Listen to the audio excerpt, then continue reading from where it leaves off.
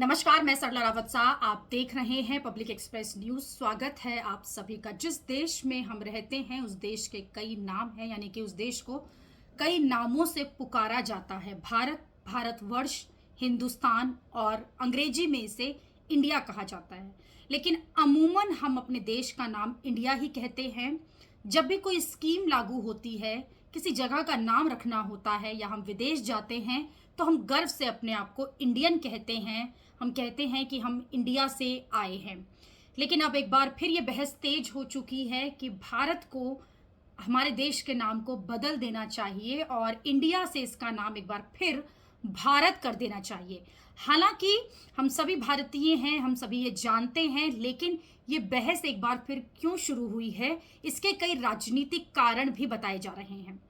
मौजूदा सरकार ने ये निर्णय लिया है और ये प्रपोज किया है कि इंडिया को अब भारत कहा जाना चाहिए, यानी कि हमारे देश को अंतर्राष्ट्रीय स्तर पर भी भारत ही कहा जाना चाहिए और कहीं भी जब हम अपने देश का नाम लिखते हैं तो इसे भारत ही लिखा जाना चाहिए।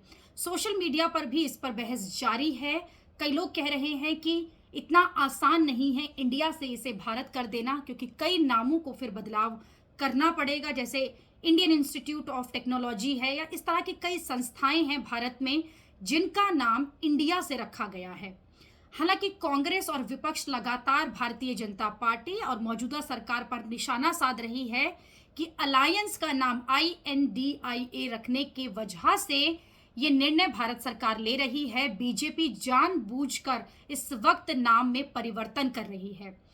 आखिरकार भारत का नाम इंडिया कैसे पड़ा? ये कोई 10 साल, 20 साल, 50 साल पुराना नाम दिया हुआ नहीं है।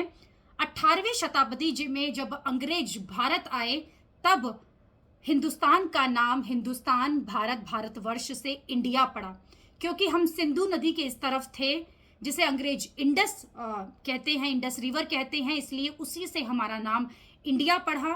क्योंकि अंग्रेजों को भारत, हिंदुस्तान बोलने में तकलीफ होती थी, उन्हें मुश्किल लगता था, इसलिए उन्होंने इंडस यानी कि नदी के ऊपर हमारा नाम इंडिया किया और तब से भारत का नाम इंडिया हो गया। अब ये बहस जारी है कि क्या एक बार फिर इसका नाम बदलना चाहिए।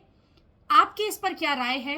कमेंट बॉक्स पर हमें जरूर लिखें। अभी के लिए इतना ही। अगली खबर में आपसे फिर होगी मुलाकात। देश और दुनिया की खबरों के लिए आप देखते रहिए, आप जुड़े रहिए पब्लिक एक्सप्रेस न्यूज के साथ। धन्यवाद।